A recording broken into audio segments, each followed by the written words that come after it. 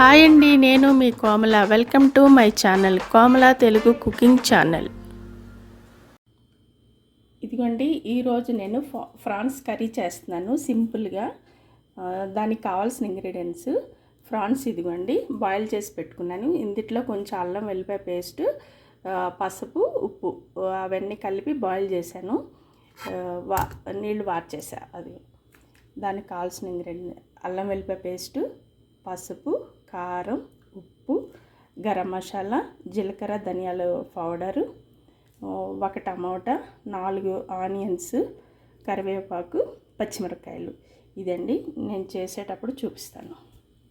ఇదిగోండి స్టవ్ వెలిగిస్తున్నాను, బాండి పెడుతున్నాను. బాండి పెట్టాను.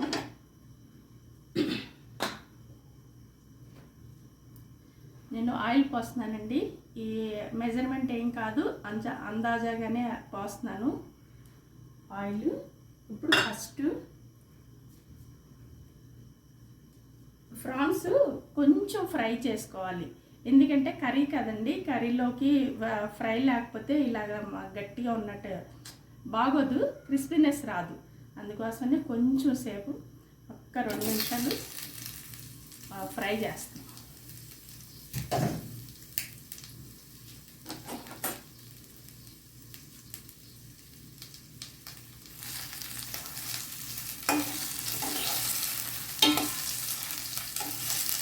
అటు ఇటు కొంచెం వేగేటట్టు వేగాలి.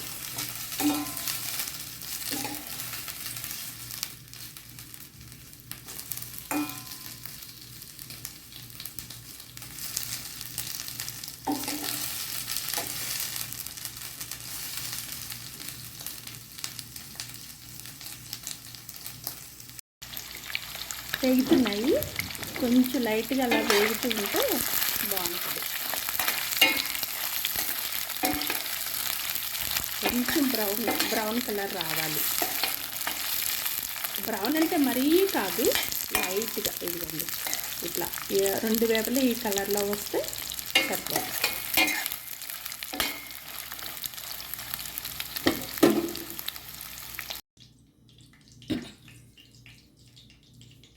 ఇవ్వండి, ఇవి ఫ్రాన్స్ వేయించాను కదా, ఆయిల్లోనే వేసేస్తున్నాను.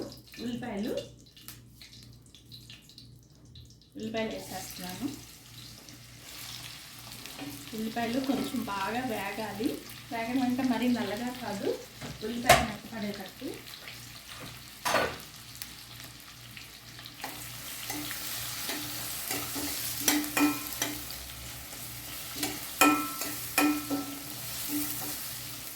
ఏం కాదండి, ఇలా ఉన్నా సరే టేస్ట్గానే ఉంటుంది. ఎందుకంటే ఈ వేయించిన ప్రాన్స్ కదా, ఆయిల్ కదా, అలాగే ఉంటుంది. నేను ఆ బాండిలోనే వేసాను. ఇప్పుడు కొంచెం నేను ఉప్పు వేస్తున్నాను, ఎందుకంటే తొందరగా మగ్గుతాయి ఉల్లిపాయలు. కొంచెం ఒక్క రవ్వ మూత పెట్టేస్తాను, తొందరగా మగ్గుతాయి. ఇదిగోండి ఉల్లిపాయలు వేగిపోయినాయి. ఉల్లిపాయలు, పచ్చిమిరపకాయలు. ఇప్పుడు నేను అల్లం వెల్లిపాయ పేస్ట్ వేస్తున్నాను, 1.5 స్పూన్. ఇది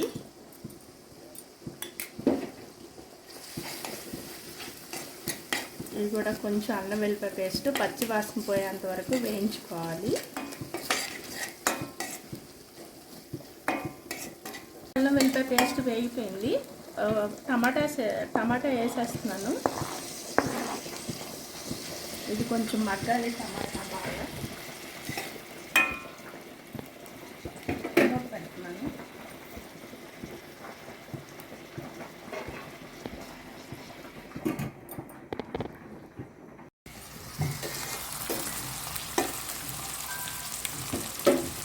కొంచెం ఉప్పు వేస్తున్నానండి, ఎందుకంటే టమాటా మగ్గిద్ది తొందరగా. రవ్వ ఉప్పు వేసాను. ఇదిగోండి టమాటా మగ్గిపోయింది బాగా. ఇప్పుడే నేను రొయ్యలు వేసేస్తున్నాను, వేయించుకున్న రొయ్యలు.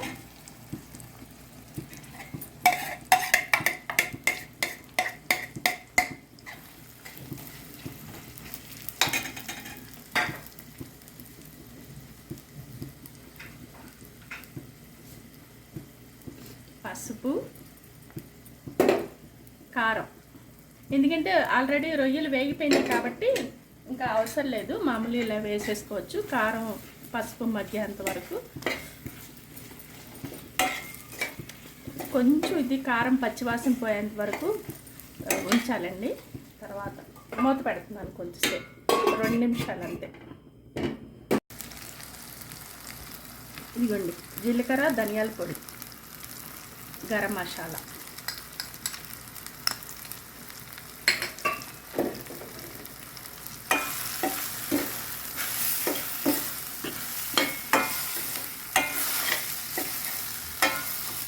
ఇప్పుడు కొంచెం నీళ్ళు పోస్తున్నానండి, ఎందుకంటే మసాలా ఉడకాలి కదా, లేకపోతే మసాలా వాసన వస్తుంది. అందుకని కొంచెం నీళ్ళు పోస్తాను.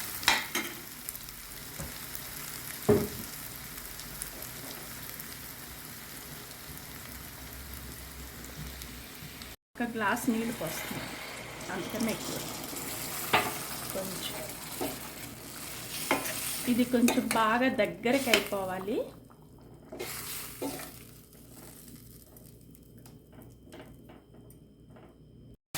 ఇదిగోండి ఆల్మోస్ట్ అయిపోయింది. నూనె మొత్తం పైకి వచ్చేస్తుంది. నేను ఇప్పుడు కొత్తిమీర వేస్తున్నాను.